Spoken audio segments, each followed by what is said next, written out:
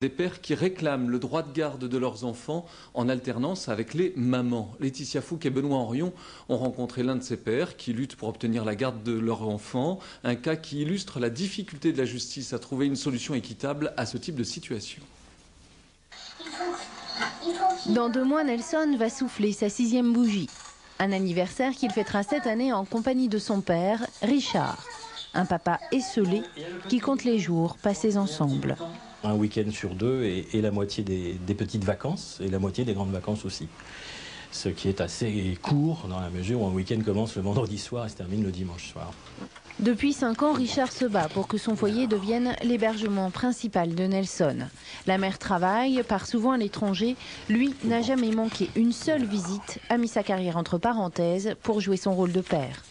Moi, à ce moment-là, j'étais, ce qu'on peut dire pudiquement, en pré-retraite de cadre supérieur, c'est-à-dire totalement disponible, à titre personnel, une grande expérience des enfants, puisque ce petit garçon est mon 4e garçon.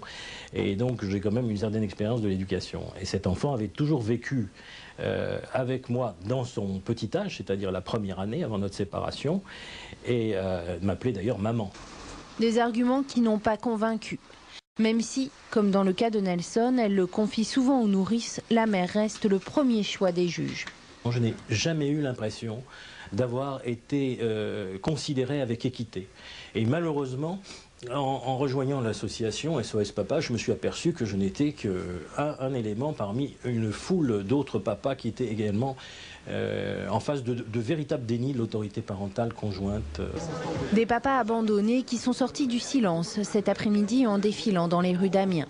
Leur but, que l'on reconnaisse qu'un enfant a 2 parents.